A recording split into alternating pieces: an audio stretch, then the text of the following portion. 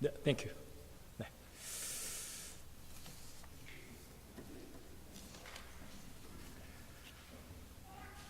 지난주에 저희가 에스라, 또 고레스 왕, 또 오늘은 느헤미야.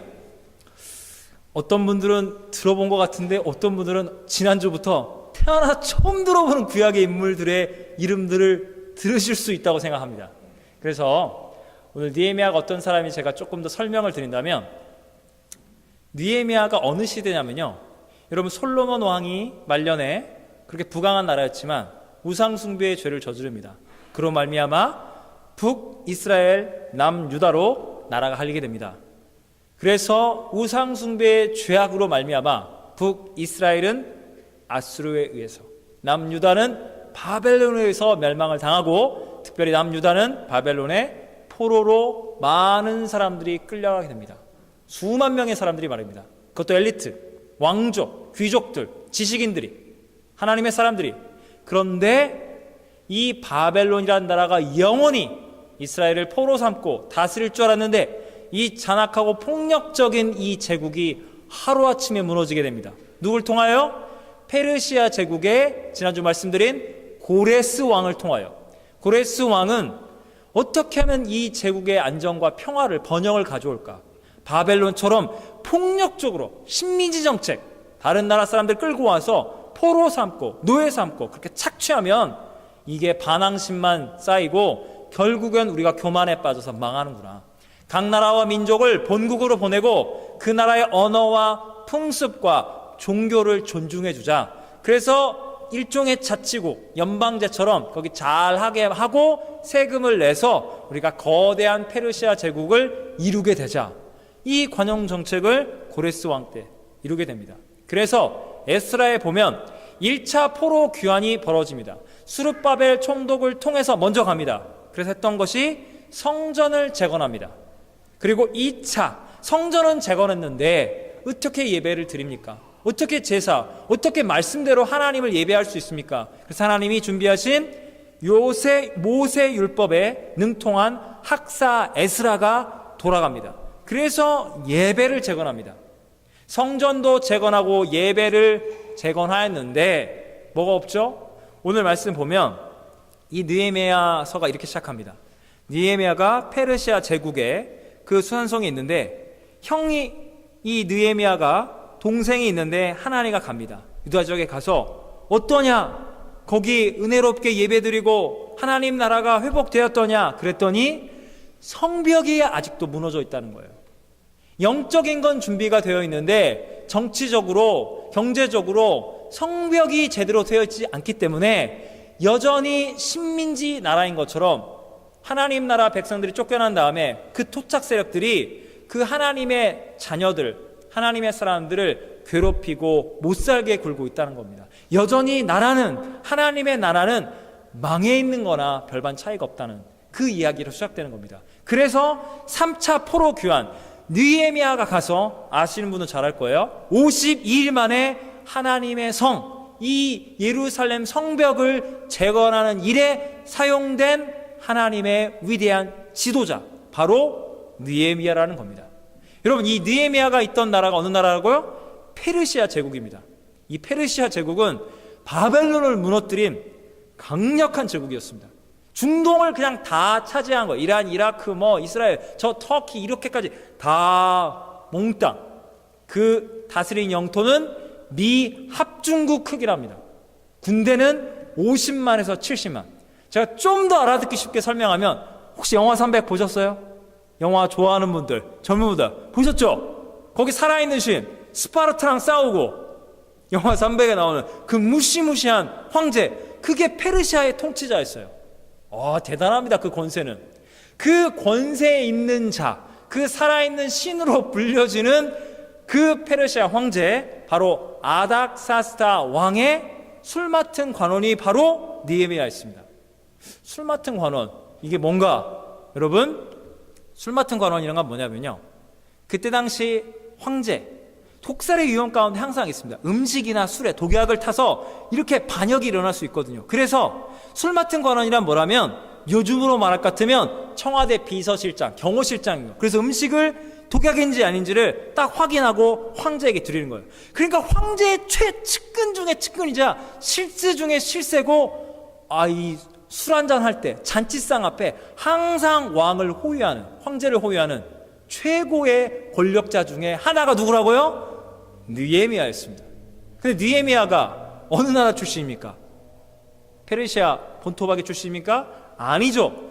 유대인들 포로 세대 중에 태어나서 유대인이라는 포로 출신, 노예 출신의 역차별을 견뎌내고 황제 최측근 자리에 올라간, 한마디로 말해서 우리로 말할 것 같으면 이민 대박 성공 신화를 이룩한 최고의 2세, 그게 바로 느헤미야라는 겁니다. 근데 그 느헤미야가 자기 동생 하나니가 유다 지역을 가서 보고 왔는데 어떠냐 물었더니 어떻다고요? 거기 스룹바벨 총독도 가시고 에스라 학사님도 가서 고국이 영적으로 많이 회복됐다는 선한 소문을 들었는데 실제 가보니 정치적으로, 경제적으로, 사회적으로, 실질적으로 나라가 통치권이 없는 거예요. 자치국이 형성되지 않은 거예요. 여전히 식민지 백성으로 살아가고 있다는 거예요. 그 일로 말미암아 느헤미야가 그 말을 듣자마자, 믿음의 사람이잖아요, 하나님의 사람이잖아요, 기도도 안 나와요. 수일 동안 아무것도 먹지도 마시도 그냥 슬픔 가운데 털썩 주저앉아서 그냥 아파하는 거예요. 여러분, 우리 이거 알잖아요. 우리 한국 사람들은 일제 식민지 치하를 경험했기 때문에 이거는 단순한 아픔이 아니에요. 그냥 고통이 아니에요. 여전히 우리나라가 70년 포로 기간 끝나고도 여전히 우리나라가 이렇게 됐구나, 한이 맺혀 있는 거예요. 그래서 너무나도 아픈 거예요. 이 민족의 고통을 생각할 때 그렇게 좌절하고 낙심하고 절망하고 마치 우울증에 빠진 것처럼 느헤미야는 상처가 있는 사람이라는 겁니다. 여러분, 요즘 시대에 꼭 이런 말 많이 있습니다. 상처받았다. 하나님 다 상처받은 거예요. 대한민국 어떤 사회? 분노 폭발 사회. 그러니까 서로 상처받았다. 어찌 보면 우리가 대한민국에 상처받아서 우리 이민으로 나올 수도 있어요. 너 이민 왔더니 또 상처를 받아요. 상처. 그래서 맨날 쓰는 말이 힐링, 당신은 치유가 필요해요. 당신은 상처 입은 영혼이에요. 맞는 이야기예요. 우리에게 상처가 있고 치유가 필요해요. 그러나 한 가지 여러분 이걸 주목해야 합니다. 여러분 보세요. 상처를 많이, 진짜 상처를 많이 받으면 불쌍한 사람인가요? 여러분, 요즘 한국에서 갑질 논란이 난리가 아닌데 이게 몇 년 전에도 있었어요. 저기 권력자, 돈 많은 분만 아니라 백화점에 저희와 똑같은 서민들, 중산층도 고객한테 이렇게 무릎 꿇어. 어서 내 자식한테, 내 멍멍이한테 이렇게 불친절하고, 고객이 왕이야. 야, 막 무릎 꿇게 하고 살려주세요. 너는 잘라게서 매니저 나와, 사장 나와. 난리들을 칩니다. 왜 갑질들을 할까요? 사람들이 왜 소리 지를까요? 안 믿겨지시죠? 그분들이 상처를 받은 거예요. 소비자로서의 이 당연한 이 권리를 침해당한 거예요. 정의를 바로 세워야겠어. 내가 너무 우스워 보이지? 그래서 소리 지르고 난리치는 거예요. 거기다 대고 돈까지 많으니 얼마나 난리를 치겠습니까? 세상은 상처 입었다고 의인입니까? 여러분 보세요. 악인이 상처를 많이 입고 억울해 죽겠다고 엉엉 울면 의인이 되고, 선인이 상처를 받아서도 아니 괜찮습니다. 상처 안 받았네. 이 사람 나쁜 사람이네. 갑의 자리 있으니까 상처 안 받는 거 아니야. 순식간에 의인이 상처 조금 받고 받은 상처 없다고 그러면 의인이 악이 됩니까? 세상 돌아가는 걸 보면요, 다 상처 입었대요. 내가 진짜 상처 많이 받았어. 그럼 의인이 되는 세상이에요. 이게 올바른 세상입니까? 여러분, 누가 의인이고 누가 악인입니까? 느헤미야를 보세요. 느헤미야 어떻게 반응하죠? 느헤미야가 죄를 지었나요? 왜 이스라엘은 망하고 포로가 되었습니까? 왜? 자기 나라는 왜 망했죠? 느헤미야가 지은 죄가 있어요? 조상님들을 잘못 만나서 하필이면 이런 노예 민족 가운데 태어나서 사실 억울한 거는 느헤미야죠. 상처는 제일 많이 받은 사람이에요. 근데 느헤미야가 지금 어떻게 합니까? 너무나 상처를 너무 많이 받아서 며칠 동안 풀썩 주저앉아서 마치 우울증에 걸린 것처럼 아무것도 못하고 슬퍼하고 울고 있습니다. 상처를 너무 많이 받아서 좌절과 낙심과 절망 한 맺힌 인생이어서. 그런데 여기서 어떻게 하죠? 이 조상들을, 이 사람들이, 그리고 맨날 잘못하는 그 사람들 말이야. 누구 탓했나요? 누구한테 갑니까? 상처를 우리 다 받는 거예요. 우린 다 죄인이에요. 그러나 하나님의 사람들은 누구에게 갑니까? 나에게 상처 준 그 악인들, 정의를 실현하겠다. 이 방법이 아니에요. 그건 세상 사람들 하는 방법이고요. 하나님의 사람들은 누구에게 가요? 그 억울함, 그 고통, 상처, 죄의 문제, 하나님께 가는 거예요. 그래서 금식하며 기도하는 겁니다. 하나님의 사람은 상처를 입을 때 하나님께 나아가는 거예요. 그게 바로 하나님의 사람이라는 겁니다. 우리가 성경을 좀 아시는 분들은 느헤미야가 보면 52일 만에 성벽을 재건하고 하나님 말씀에 순종해서 탁 내려놓고 와서 야 진두주의 착착착 와 강력한 카리스마 멋있는 리더십 이렇게 우리가 이런 일꾼 이런 지도자를 뽑아야 해 이렇게 생각할 수 있습니다.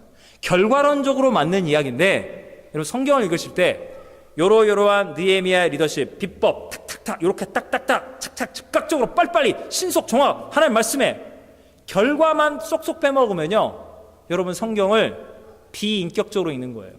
성경을 읽는다는 것은 그 사람이 행한 일, 성공의 결과, 복받은 결과만 보는 게 아니라 어떻게 복을 받게 됐는가, 어떻게 그 사람이 인격적으로 하나님과 대화하고 말씀 가운데 하나님의 뜻을 분별했는가, 인격적으로 성경을 읽어야 동일한 은혜가 여러분에게 인격적으로 임해서 하나님의 복을 받아 누리는 그릇이 여러분 준비될 수 있다는 겁니다.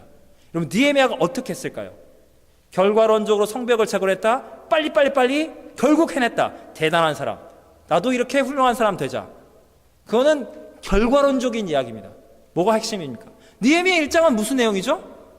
느헤미야가 누구라고요? 술 맡은 관원이에요. 황제의 최측근입니다. 황제님 이러이러한 제가 계획이 있는데 황제께서는 다른 나라 민족들 다 살리고 있지 않습니까? 환영정책 베풀고 있지 않습니까? 이스라엘이 회복돼야 어서 좀 제가 좀 갈 수 있도록 여차여차 계획이 있고 이럽니까? 느헤미야가 뭐를 했습니까? 기도하기 시작합니다. 하나님이 누구시라고요? 고레스 왕이든 아닥사스다 왕이든 열방과 민족을 통치하시는 만왕의 왕 만주의 주님 그분의 뜻이 무엇입니까? 그분이 움직이시고 그분이 결정하시면 일이 된다. 그분의 뜻을 알게 해주세요. 오직 하나님의 뜻에 집중하기 위하여 아무것도 하지 않고 지금을 전폐하고 오직 하나님의 뜻을 붙잡는 게 믿음입니다. 우리는 믿음을요 빨리빨리 움직여야 해요. 세상 사람들 어떻게 합니까? 이걸 도울 수 있는 사람 이 돈이 필요해. 지지하고 함께 동원하고 좀 함께 합시다. 이게 잘 되는 거예요. 사람들을 막 여론을 모으겠죠. 함께 하자고. 세상은 분주 움직여요. 믿음으로 하자. 이거 되는 겁니다. 투자자를 모으고 지지자를 모으고 그 세상 기업이나 세상 정치는 그렇게 돌아갈 겁니다. 세상 것이라면. 하나님 나라 어떻게 한다고요? 하나님이 다 하시는 거예요. 그럼 믿으세요? 하나님의 뜻은 반드시 이루어지고 전능하신 하나님이 다 하시는 거예요. 그래서 그분이 어떤 뜻이 있는가, 그분의 계획이 무엇인가, 그분의 말씀은 어디에 있는가, 그걸 알 때까지 우리는 뭐 한다고요? 꼼짝달싹 안 하고 하나님께 전적으로 맡깁니다. 그게 믿음이고 그게 진짜 기도인 겁니다. 그래서 느헤미야는 지금 기도하는 거예요. 어떻게 기도합니까? 하나님은 하늘과 땅을 창조하시고 주의 계명을 지키는 자에게 언약을 지키시는 신실하신 하나님이십니다. 하나님을 정확히 알고 있어요. 하나님 앞에 인격적으로 기도하는 사람이기 때문에. 그리고 이렇게 고백합니다. 주의 종들인 이스라엘 자손을 위하여 주야로 기도하오니 우리 이스라엘 자손이 주님 앞에 죄를 저질렀습니다.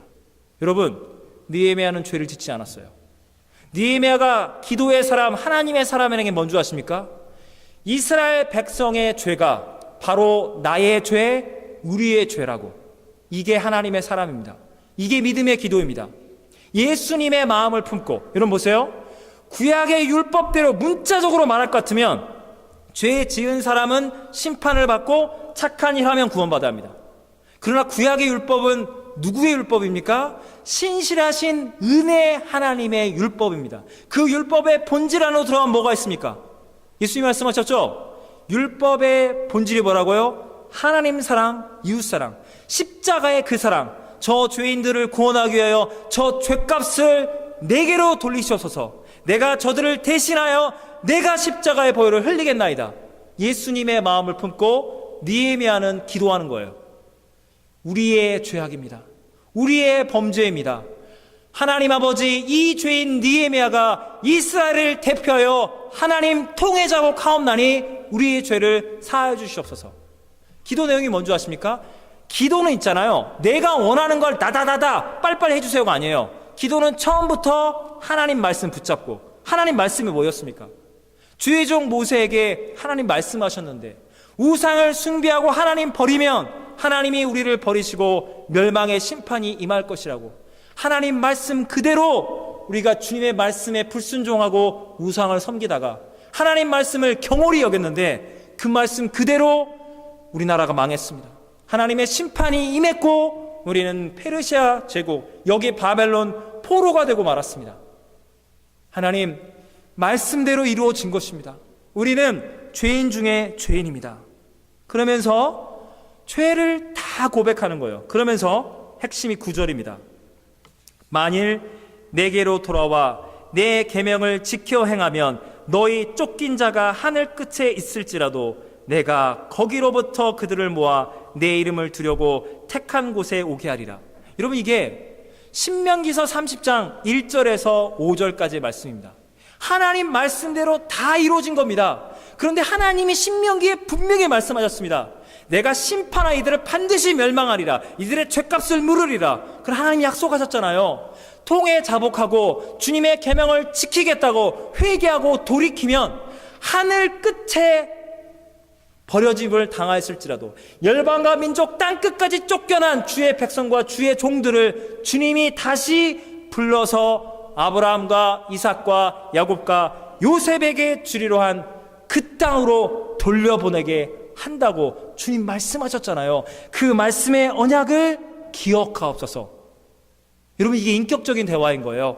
하나님이 왕이신 거예요. 왕이신 하나님, 우리가 불순종하고 우리가 교만했습니다. 그래서 의로우신 하나님, 우리는 심판을 받았습니다. 그러나 하나님 기억하시옵소서. 하나님의 언약의 말씀을, 말씀대로 심판이 이루어졌으니 말씀대로 회개하면 회복이 있지 않겠습니까? 말씀이 그렇게 우리에게 약속해 주지 않으셨습니까? 그러면서 10절에 이렇게 기도합니다. 우리는 죄악으로 타락했고 하나님의 의로운 심판을 받고 멸망받기에 합당하나 하나님의 은혜의 관점으로는 주님의 종들이요 주님의 백성이라는 겁니다. 하나님의 은혜를 기억하시고 우리를 주의 자녀로 불러주시옵소서. 그리고 11절에 기도합니다. 주님, 기도합니다. 종의 기도를 들어주세요. 동시에 주의 이름을 경외하기를 기뻐하는 종들의 기도를 들으시옵소서. 저뿐만 아니라 민족의 회개와 구원을 위하여 엎드려 기도하고 있는, 다 아직 바알과 아세라에 무릎 꿇지 않는 하나님 나라의 소망을 두는, 주님의 은혜를 부르짖고 간구하는 주님의 남아있는 백성들의 기도를 들으시고 은혜를 베풀어 주시는데 뭐라고 기도합니까? 구체적으로 이 사람 앞에서 은혜를 입게 하옵소서. 이 사람이 누구예요? 페르시아 제국의 아닥사스다 황제입니다. 여러분, 느헤미야의 기도의 핵심이 뭔지 아세요? 하나님은 열방과 민족, 온 우주를 다스리시는 영원한 왕이십니다. 왕이신 하나님, 페르시아 제국을 다스리십니다. 이 황제도 아버지 하나님의 것입니다. 하나님이 허락하시면 이 황제가 입을 열어서, 고레스 왕이 그랬던 것처럼 하나님이 이 황제의 마음을 감동시켜서 휘저어서 강권적으로 역사하사 그 입을 열어서 느헤미야야, 가서 예루살렘의 성벽을 재건하라고 입술을 열어 말하면 그것이 하나님의 뜻인 것을 저는 믿고 생명을 걸고 하나님의 뜻을 실행하고 말 것입니다. 하나님, 이 황제의 입술을, 마음을 감동시키세요. 하나님이 하시면, 결제 떨어지면 저는 갑니다. 여러분, 느헤미야의 직업이 뭐라고요? 술 맡은 관원입니다. 최측근 중에 실세예요. 여러분, 왜 실세 그러죠? 대통령이 됐던 그 사람의 마음을 흔들어 놓을 수 있기 때문에 그 실세 앞에 벌벌벌 떠는 거예요. 근데 여러분, 느헤미야는 아무 말을 하지 않아요. 여러분, 느헤미야가 여러분의 알고 있는 느헤미야는 쉽게 말하면 제사장이 아니에요. 목회자가 아니에요. 뭐 장로님, 우리 안수 집사님, 우리 집사님, 우리 권사님이야. 우리 똑같은 성도예요. 이게 지금 나라가 독립하고 이게 빨리빨리 영적으로 구원을 얻고 나라가 회복되는데 뭐 하는 거냐고. 장로님, 권사님, 집사님, 왜 입 다물어? 최측근 실세만 가서 황제님 얘기해서 팔팔이 좀 하라고. 이거 기도만 하면 뭐해? 기도하는 것도 중요하지만 입술을 열어서 술 한잔 딱 따라드리면서 황제 폐하 이렇게 계획이 있다. 왜 안 하냐고. 갑갑해 미치겠네. 여러분 안 그러시겠습니까? 느헤미야는 인간적인 술수를 쓰지 않아요. 가만히 있습니다. 몇 날 며칠 금식 기도했더니 2장에 보니까요, 황제가 아이고 너 왜 이렇게 근심이 많으냐 그랬더니 여차여차 우리 조국이 불탔습니다. 그래? 내가 무엇을 해줄까? 황제의 마음이 움직이는 거예요. 최측근이 힘들다는데 관용정책 베풀고 있는데 최측근의 나라 돕고 싶죠. 여러분 여기서 성경이 말하고 있는 핵심 뭔지 아십니까? 2장 4절에 왕인에게 이르시되 그러면 내가 무엇을 원하냐 하시기로, 이런 정책이 있고 이런 비법이 있고 저를 총독으로 삼으시고 제목을 보내시고 착착착 해주십시오. 제 아이디어 딱 쨌습니다. 결제해 주십시오. 이렇게 안 했어요. 2장 4절에 보시면 내가 곧 하늘의 하나님께 묵도하고. 여러분 이런 거예요. 여러분이 청와대의 최측근 실세인데 대통령이 너 이렇게 근심이 있느냐? 저희 지역이 힘들어서 제 고향이 이렇게 요즘 경제가 힘들어서 좀 각하 여기 좀 공장도 좀 짓고 여기다 학교도, 그 의견을 내야 하는데 대통령이 딱 물어봤는데 잠시만요 황제 폐하, 대통령님 잠깐만요, 잠깐 기도하겠습니다. 이렇게 한 다음에 이런 계획이 있습니다. 대통령이 어떻게 했어요? 어이가 없겠죠? 황제가 볼 때 어이가 없겠죠? 느헤미야는 황제 폐하가 뭘 해줄까 질문하는데 잠깐만요, 하나님의 뜻을 먼저 간구할게요. 잠깐만 시간 주세요. 한 3초 5초 잠시 그 자리에 서서 하나님께 잠시 묵도하고 아버지의 뜻이 그것이죠, 제가 주저하지 않고 제가 말씀드리겠습니다. 이게 무슨 상황인지 아십니까? 이 아닥사스다 황제라는 사람이 어떤 사람이냐면, 에스라 4장을 보면 그 예루살렘의 토착 세력들이 성전 예배가 회복되니까 상소문을 올려요. 황제 폐하여, 이스라엘 민족은 원래 반역을 일삼고 유일신 여호와 하나님만 믿고 얘네는 난리를 칩니다. 자치국이 안 됩니다. 반드시 반역할 것입니다. 세금 안 내려고 저러는 거예요. 그래? 얘네들이 좀 그런 애들이구나. 야, 그거 짓지 마. 그렇게 했던 게 아닥사스다 황제라는 거예요. 지금 느헤미야가 말 한마디 잘못했다가는 모든 계획이 숲으로 돌아가는 거예요. 황제 폐하 이렇게 해. 내가 너 반역할 줄 알았어. 내 이놈들. 그러면 물거품이 되는 거예요. 그래서 황제 스스로 모든 결정이 나올 때까지 기다린 거고, 뭘 해줄까 할 때도 하나님의 뜻만 이루어주겠어요. 제가 말을 할 때 오해되지 않도록 하나님 저 황제의 마음을 끝까지 붙들어 주세요. 그 다음에 착착착착 말을 하는 겁니다. 할렐루야. 믿음의 사람 느헤미야가요, 이 황제의 칙령을 받고 모든 물품을 가지고 예루살렘으로 들어와서 뭐 한 줄 아십니까? 내가 지금 준비된 지도자, 야 어서 하자, 이런 거 안 했어요. 아무도 모르는 사이에 예루살렘 성벽을 돕니다. 거기 불에 타 있는 거예요. 이 문짝도 떨어져 있고 저 문도 무너져 있고 다 망하고 불타 있는 거예요. 하나님, 이 나라가 회복될 수 있겠습니까? 그렇게 기도하는 가운데 성경을 보면 그 누구에게도 아무 말도 하지 않았어요. 세상 사람들은 어떻게 합니까? 꼭 정치인만 그러는 게 아니라 공약이라요, 공약. 이 지역 발전에 제가 정권을 잡으면 해놓고 지켜요? 대부분 안 지키잖아요.